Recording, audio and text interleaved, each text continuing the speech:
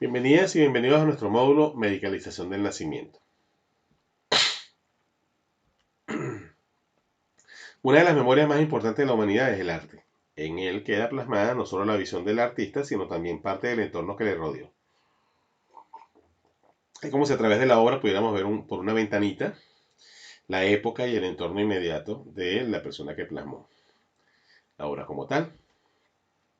Vemos, por ejemplo, para lo que nos compete hoy, esta imagen, esta pintura del antiguo Egipto, donde está una mujer en trabajo de parto, sostenida por tres figuras femeninas. Podemos decir que son las dulas, las mujeres que le acompañan allí, aupando, sosteniendo y apoyando. Fíjense que está apoyada eh, literalmente en una de ellas, y están las tres como en una especie de reverencia muy típica de estas pinturas, de este momento histórico. La que está atrás, también femenina, una mujer, podemos deducir que es la partera, recibiendo allí al bebé.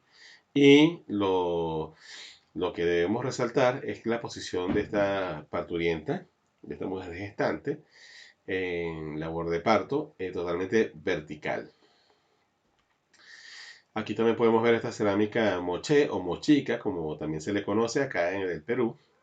Es también una mujer en posición vertical, cuclillas, y aperturando para que, con la pelvis inclinada hacia adelante, para que el bebé salga de manera plena. ¿Ves cómo nos conectamos a través de varias épocas con la verticalización? Igualmente aquí en estas dos imágenes, a la izquierda, la diosa azteca Tlazolteotl,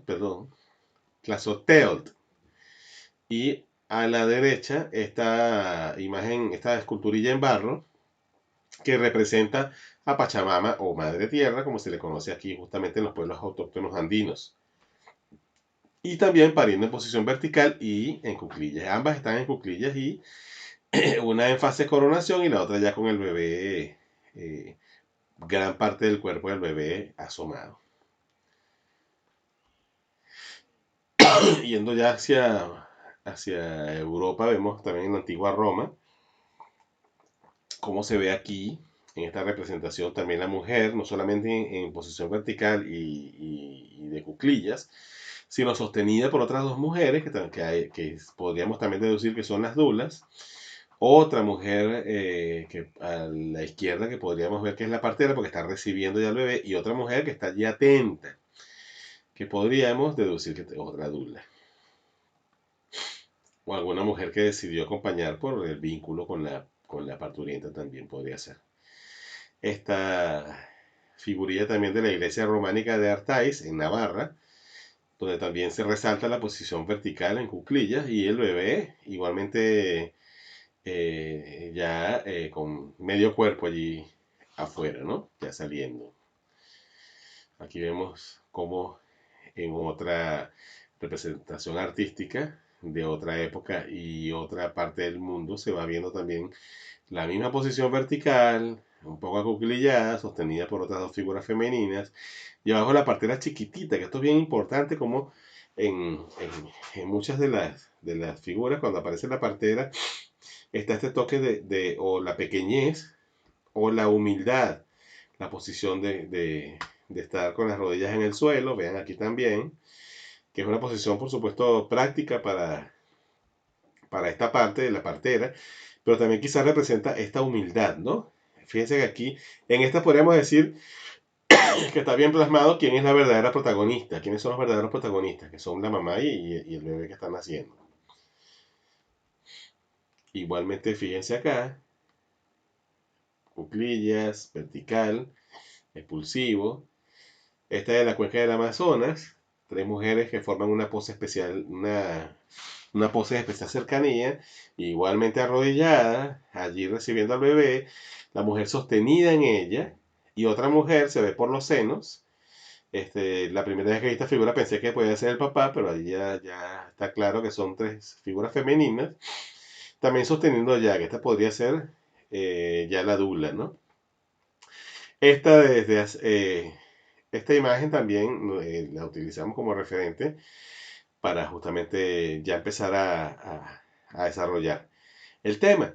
Desde hace 300.000 años el ser humano ha vivido y se ha desarrollado en este mundo aún sin tener ayuda de lo que llamamos obstetricia moderna, que tuvo sus orígenes apenas a mediados del siglo XVIII.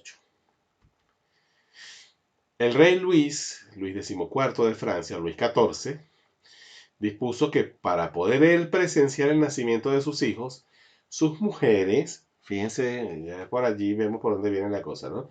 Sus mujeres debían dar a luz acostadas, no su mujer, sino sus mujeres.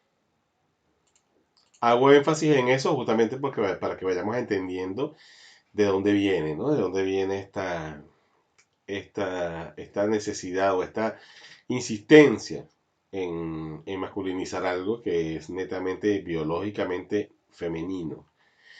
Aunque esta postura hace más difícil y doloroso el parto, esta postura que se le hacía cómoda al rey, pronto se generalizó.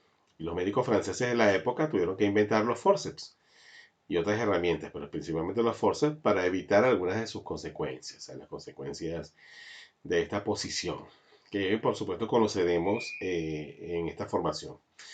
En poco tiempo se multiplicaron los instrumentos obstétricos y se llegó a creer que el parto siempre era una urgencia. De hecho, hoy día prácticamente se cree eso en la atención al parto medicalizada e institucionalizada, tecnificada, que exigía atención médica. O sea, la idea, aquí empieza a estar la idea de que el médico, o sea, que el parto prácticamente es como una enfermedad, o sea, que la parturienta es una paciente, para que fuera sin complicaciones. Aquí pongo yo las comillas.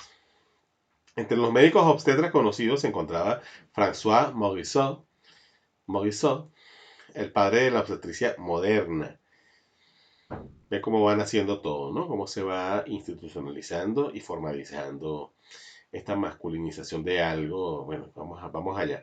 La posición tumbada en litotomía o decúbito supino, como se le conoce, también mal llamada posición ginecológica, porque así se le llama aún, lamentablemente, lamentable y tristemente, es a la que nos hemos acostumbrado, pues esta es la más extendida, la más utilizada. De hecho, es la que se suele ver en cualquier centro de atención hospitalaria, tanto privado como público, con excepciones, pequeñas, muy pequeñas excepciones. Es caracterizada principalmente por la pasividad a la que se somete a la mujer ante él o la obstetra, que puede ser una figura masculina o femenina, pero como una especie, cual sea el género, como una representación igualmente de esta patriarcalización de la atención al parto. Es caracterizada, perdón, aunque es bien conocido que no favorece la fisiología natural del parto, la posición a la que nos referimos. Al acostar a una embarazada, y aquí empezamos a explicar por qué, se ejerce presión del peso del cuerpo y del bebé sobre la vena cava inferior. Fíjense ahí en la representación en la lámina, ya lo vamos a explicar. Y los vasos sanguíneos de la madre, disminuyendo la irrigación de sangre y oxígeno hacia la placenta y hacia los órganos de ambos, lo que le podría generar alteraciones en la frecuencia cardíaca, incomodidad y mayor dolor. Aquí, cuando hablamos de alteraciones en la frecuencia cardíaca, es cuando empezamos a hablar del sufrimiento fetal. Entonces, tenemos una posición que se recomienda, pero que provoca a su vez sufrimiento fetal y es una de las razones por que se suele ir a quirófano y practicar cesárea. Entonces, estamos naturalizando algo que, y fíjense, con todo eso las mujeres, muchas mujeres terminan pariendo así, a pesar de lo antinatural de la posición y a pesar de todo lo que acarrea.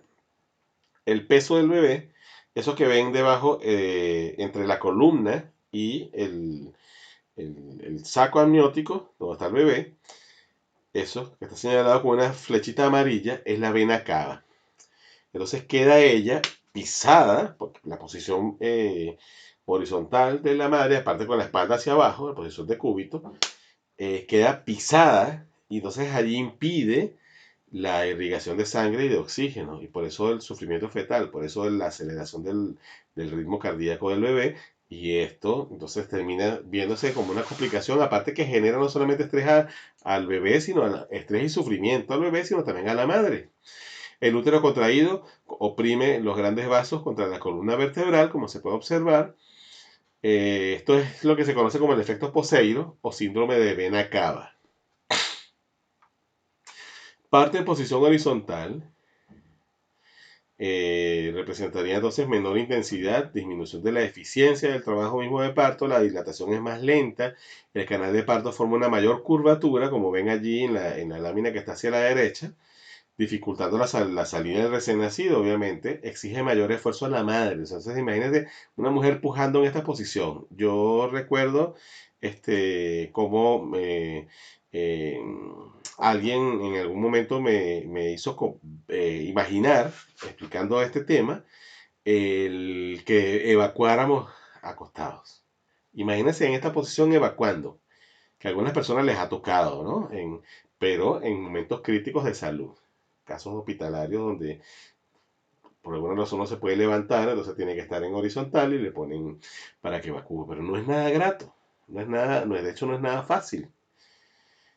Entonces, no, estamos desaprovechando, como en las imágenes artísticas que siempre representaron el parto vertical, porque aprovecha la gravedad, el bebé va hacia abajo por ley de gravedad, y aquí estamos impidiendo esto, haciendo la presión esta en la vena cava, que genera lo que estábamos hablando, como consecuencia la disminución del riego sanguíneo y del mismo oxígeno hacia el bebé, que se traduce en sufrimiento fetal, que se traduce en dolor y molestia, y aparte incomodidad, y aparte deformación de la misma fisiología del parto para la madre.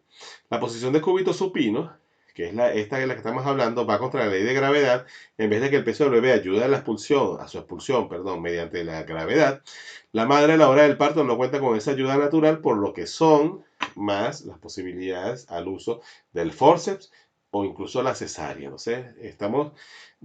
Algo que se ha naturalizado, vemos cómo más bien complica las cosas. Además, en esta posición, la pelvis se aplana, pues el cóccix se aplasta contra la cama, así como vemos acá. Esta es una representación de la pelvis. La parte inferior de la imagen es el cóccix, como se aplasta contra la cama, estrechando la misma salida pélvica, lo cual, además de interferir con el parto, podría causar daños a la columna de la madre. Entonces, o por lo menos dolor. Algunas mujeres que se encuentran tumbadas con las piernas anestesiadas y colgadas sobre los estribos, la posición esta misma de la que estamos hablando, eh, pueden incluso sentirse sometidas, inmovilizadas, impotentes y hasta violentadas, lo que generará estrés y producirá una mayor dificultad para la participación de la oxitocina natural, de la que hemos hablado en los módulos anteriores, que es gran aliada, ya lo sabemos a estas alturas, y principal responsable de un parto placentero. El doctor Grantley Dick Reed, que vivió entre 1890 y 1959, fue el pionero en publicar que el dolor de parto era un problema de miedo y tensión, son una mezcla de miedo y tensión, más poca o mala información. Fíjense cómo hace esta pirámide, este triángulo, donde vamos, el dolor, la tensión produce dolor, que al mismo tiempo produce miedo, que al mismo tiempo produce más tensión, más dolor, más miedo, y así. O sea, es un triángulo vicioso. En su libro, Childbirth Without Fear, Parto sin temor, publicado por primera vez en los años 40, atrajo la atención del público hacia los principios del parto natural. O sea que podríamos hablar de este libro como un pionero. Su filosofía consistía en tratar de disminuir y eliminar en lo posible el temor, la tensión y el dolor producido por estas emociones mediante la educación y el apoyo moral adecuados. Su método enseñaba a buscar apoyo en forma de orientación, estímulo y comprensión, lo que hoy día promovemos. Grantley Dick Reed atribuye gran importancia a la preparación para la maternidad y al parto mismo, cosa que es algo que ya estamos nosotros formándonos para eso, porque acuérdense que como dulas no solamente nos estamos capacitando para acompañar el parto, sino también para formar, perdón, para preparar a las parejas para el parto, para preparar tanto a la misma mujer como a su compañero o a quien sea que la acompañe para este sagrado momento. Con la escuela de Pavlov en Rusia y el desarrollo de ideas y técnicas sobre los reflejos condicionados, se inauguró durante los años 40 en Francia la escuela de Belay, de parto psicoprofiláctico. Así, a finales de los 50 y a principios de los 60, el fisiólogo uruguayo Roberto Caldeiro Barcia comenzó a hacer sus estudios sobre la fisiología del parto. La obstetricia había dejado de ser una especialidad práctica para convertirse en una especialidad científica y técnica. A este señor debemos mucho, quienes estamos en lo que conocemos como la humanización del nacimiento. A este doctor debemos muchísimo. Pero al volverse todo el proceso del parto una intervención técnica y continua, los resultados tenían tendencia a empeorar. Esto fue lo que observó Caldeiro Barcia. Comenzó a aparecer la realidad de la patología iatrogénica, esto es la patología causada por el médico en su intervención. O sea, este señor empezó a observar y a ser consciente de esto. Llega el momento en que la Sociedad de Pediatría de los Estados Unidos hizo un llamado a los obstetras para que revisaran sus técnicas, visto el enorme porcentaje de cesáreas y de iatrogenia en los recién nacidos. El doctor Caldeiro Barcia comenzó a revisar las culturas antiguas para ver cómo lograron sobrevivir sin obstetricia. Fíjense hacia dónde fue a mirar, hacia lo que estamos hablando en la introducción de esta presentación. Hacia lo ancestral. Se dio cuenta de que todas las culturas habían utilizado una posición hasta ahora no utilizada por ellos, o sea, la posición vertical. Y aquí vemos cómo este pionero lo que hace es mirar hacia atrás, mirar el pasado, pero mirar el pasado con una visión científica, con una visión de ese presente en el que estaba instaurado, pero una visión también respetuosa. Entonces, no como suele pasar hoy día, que vemos como en muchos entornos de medicalización del nacimiento, se suele ver la partería y lo ancestral como algo salvaje, primitivo y algo que, de hecho, está ilegal. La diferencia entre Caldeiro Barcia y otros pioneros que vamos a mencionar también es que entonces empiezan a ver esto con la reverencia que hay que ver y a saber o a entender que hay que rescatar lo ancestral y comulgarlo con lo que tenemos como tecnología. Entonces allí es donde vamos a tener no solamente la reconexión con lo que es la verdadera fisiología natural del parto, más los recursos con los que contamos que pueden también apoyar y salvar vidas a la hora de cualquier complicación.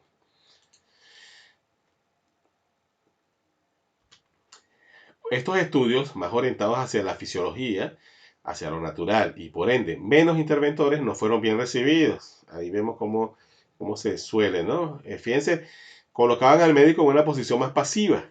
Parecido, un poco nos recuerda, voy a volver un poco a las imágenes. Esto es lo que no querían aceptar. Esto. Tener que estar allí en humildad, con las rodillas en el suelo, ¿ven? Esto, que aparte aquí está pequeñita la partera. Esto es lo que no quisieron aceptar. Entonces, a raíz de estar desde esta visión, llegamos a esto. Usted está abajo, yo soy el que sabe y el que tiene el control. Eso es el mensaje de la tecnocracia del nacimiento, la tecnificación del nacimiento, la patriarcalización de la atención al parto.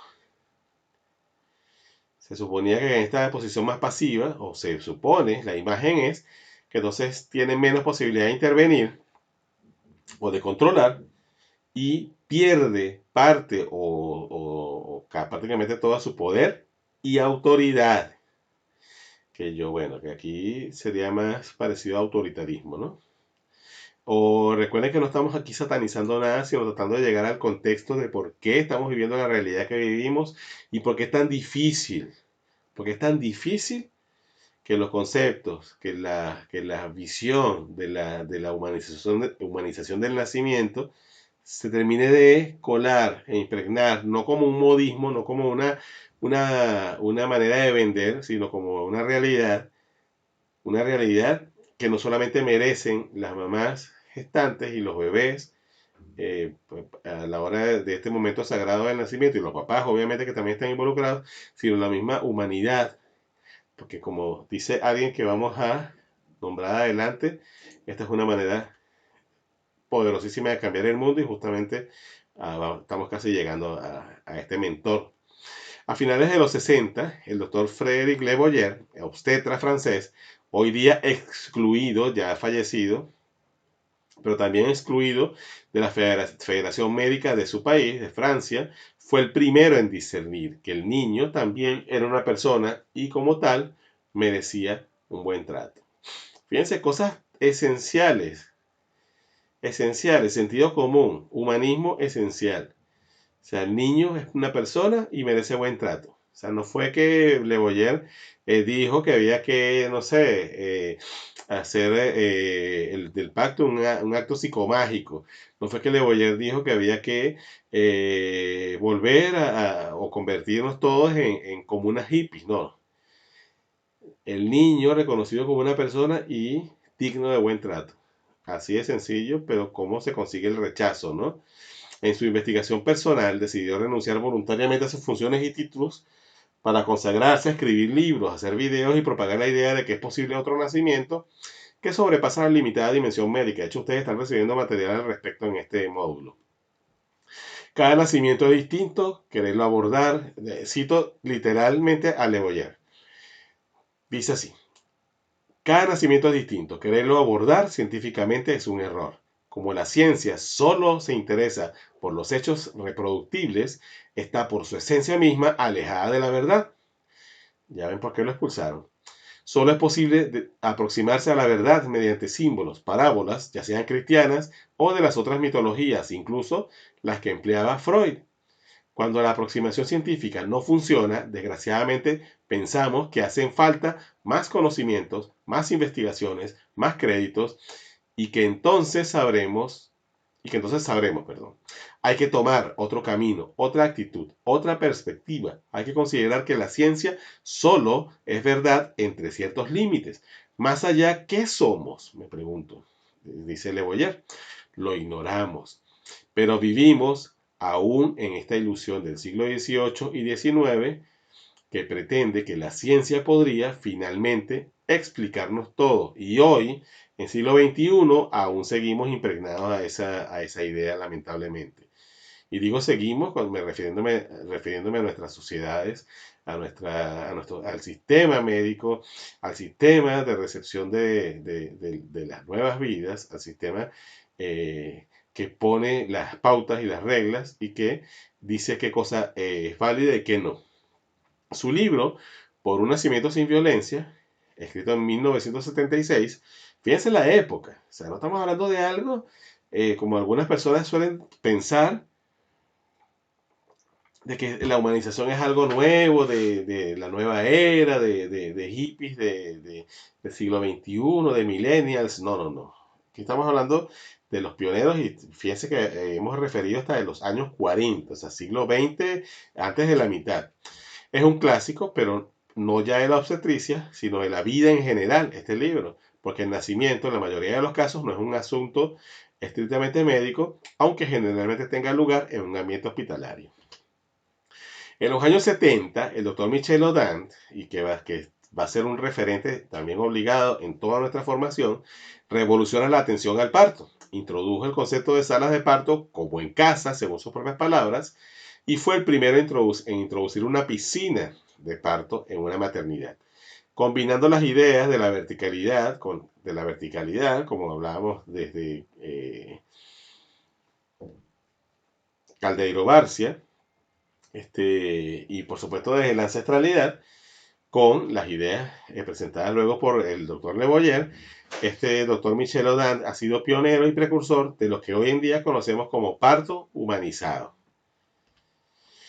Durante más de 20 años, el doctor Odent dirigió la maternidad del hospital de Pithiviers en Francia, la cual se convirtió en centro de una nueva conciencia acerca del nacimiento.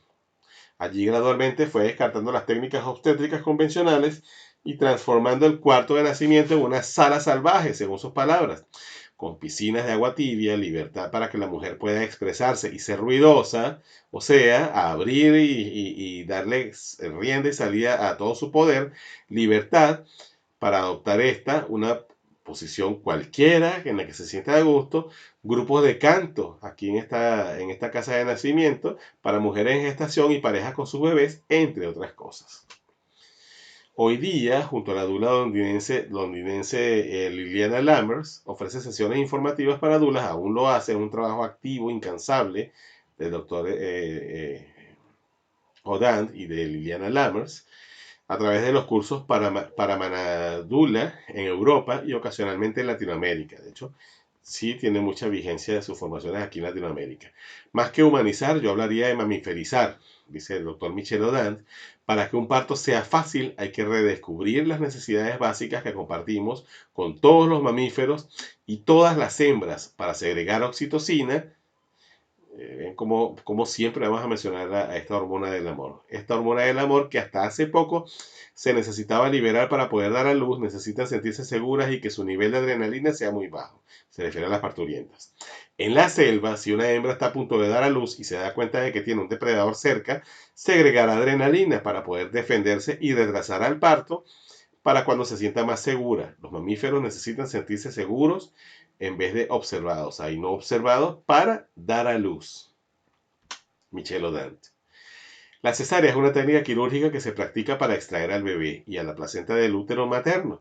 Cuando por alguna razón el parto vaginal no es posible, esto ocurre con bastante frecuencia, ya que aproximadamente 1 de cada 4 bebés nacen por cesárea. Una cifra lamentable, una cifra que da de verdad tristeza tener que reconocer.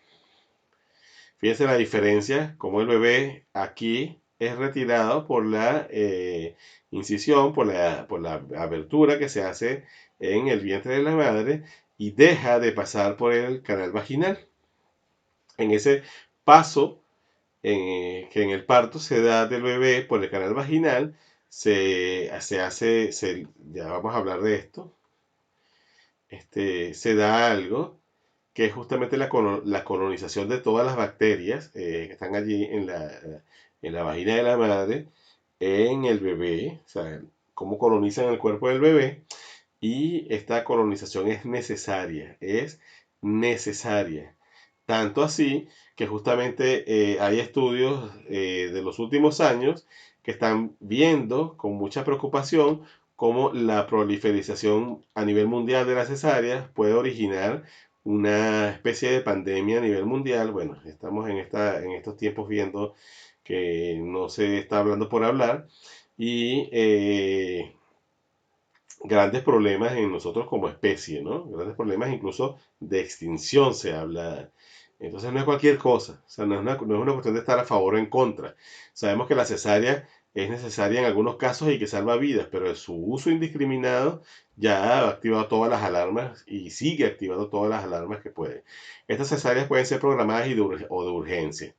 Las programadas, la razón para efectuarlas generalmente se conoce con antelación al trabajo de parto, porque la pareja decide o les empujan a decidir por esta opción e incluso es posible establecer previamente la fecha y hora del procedimiento. Y las cesáreas de urgencias que suelen surgir, como su nombre dice, como urgencia, a veces durante el trabajo de parto, donde hay complicaciones y justamente para evitar riesgos en la salud de la madre y del bebé, incluso para salvar la vida. El problema es que, como estábamos viendo hace poco en la misma presentación, muchas veces estos riesgos son realmente inducidos por la misma posición antinatura a la que se somete a la madre y al bebé a la hora del parto.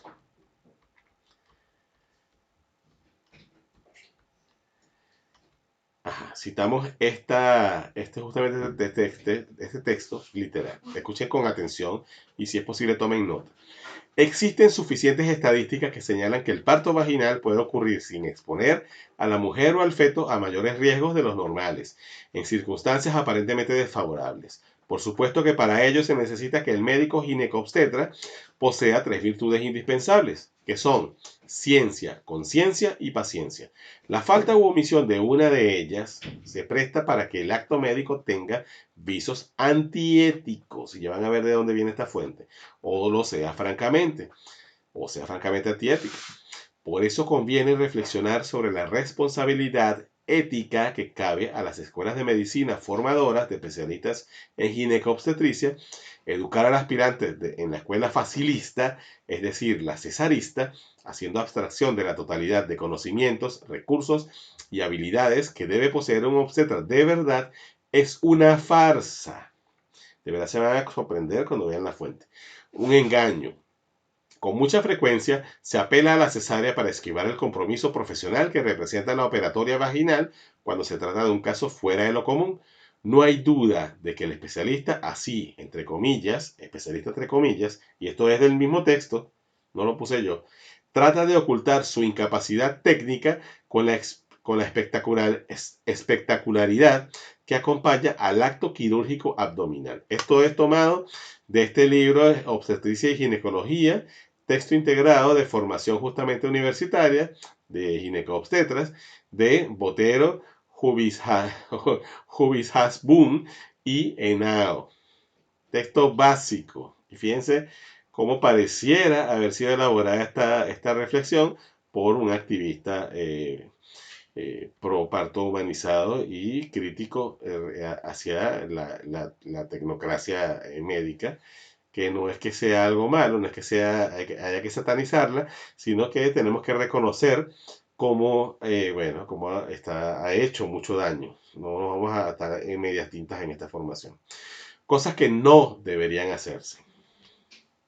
Separar a mamá y bebé, y es lo que más se hace en el ambiente hospitalario convencional, tanto público como privado. Afortunadamente, algunos médicos y médicas, me refiero al ámbito hospitalario, porque sabemos que las parteras esto no lo hacen.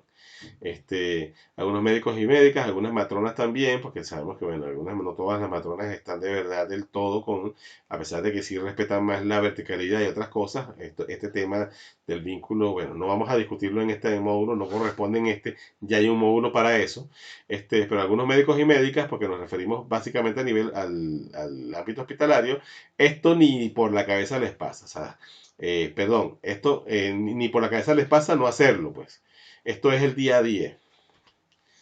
Excluir a papá. ¿Por qué? ¿Y por qué esto? Justamente porque aquí estamos interrumpiendo el vínculo que es tan importante el establecimiento del apego para el vínculo mamá-bebé, para el éxito de la lactancia, para tantas cosas. Excluir al papá, ya hoy día también lo vemos como bueno, ni hablar del ámbito hospitalario público y en el privado algunos sitios se han aperturado a esto, a veces con fines más mercantilistas, porque así atraen parejas que quieren participar el papá en los nacimientos, pero entonces terminan estos hombres entrando a quirófano. Entonces, excluir al papá, sea cual sea la opción, no debe hacerse. Rutinas médicas innecesarias, esto por supuesto vamos a tener un módulo completo para esto, pero ya podemos adelantar que muchas rutinas médicas en el protocolo de la atención al parto son absolutamente innecesarias. Y hay razones por las que lo son, que la vamos a conocer en esta formación. Tenemos que conocerla en esta formación para poder ser dúctiles. Las cesáreas innecesarias, esto creo que, bueno, igual tendremos el módulo correspondiente, pero esto no hay que explicarlo tanto. O sea, ya se sabe que no deben hacerse, innecesarias, solamente para salvar vidas. Pinzado y corte precoz del cordón umbilical, y es algo que está en el protocolo, que es rutina, que es parte de la formación que se le da a los ginecobstetras. Ahora vamos a cosas que sí deberían respetarse a la hora de atender el nacimiento de los bebés. Apego precoz, piensa la diferencia de esto a esto. Esta imagen es uno de los partos más hermosos en el que su servidor estuvo presente y que nunca voy a olvidar. ¿Y cómo voy a olvidar algo así? Miren esa imagen. Esto era a horas de nacer Zacarías, que es ese bebé. Miren la cara de él. No tengo que explicar yo nada. Nada tengo que explicar. Y obviamente la cara de su mamá, que aquí está haciendo la vinculación con su bebé a través del contacto piel con piel y a través del olor. Se le quita que está la cabecita de su olfato. Lactancia materna inmediata y a demanda. Tampoco deberíamos tener que justificar tanto. Aquí, obviamente, esto sí tiene que darse. También es una imagen muy especial para nosotros. Esta pareja la está acompañando Janet. Beatriz y Jorge, y están haciendo el bebé Héctor, y están de una vez, no solamente pegadito a la teta de su mamá, y ahí se ve la manito la cabeza, una parte de Janet apoyándola y guiándola, sino la cara del papá. Observen allí. Todo esto es lo que se suele perder la pareja cuando se da esto y esto. Fíjense esto. Y estas son fotos, no son fotos, bueno, esta es una foto de un sitio, creo que es en China, no estoy seguro exactamente porque son fotos tomadas de páginas por allí. Esta también es una imagen ya hecha adrede, ¿no? Pero estas son imágenes reales. Estas son fotografías cortesía de nuestra amiga Aldrina de Recordis, fotografía Partos. Hemos tenido la bendición de acompañar Partos a su lado en muchas ocasiones. La vinculación del papá también sí debe estar. También conocemos esta pareja, qué mágico este momento. El, Fíjense cómo aquí la imagen nos dice tanto de algo que no, o sea, sí deberíamos decir no a la violencia obstétrica. Fíjense la superioridad, ¿no? La diferencia de las imágenes que vimos al principio, aquí donde la partera estaba chiquitita, abajo de rodillas, humilde, no protagonizando, aquí está el médico, sin ánimo de satanizar ni atacar ni condenar nada, pero reconociendo lo que ha pasado, lamentablemente en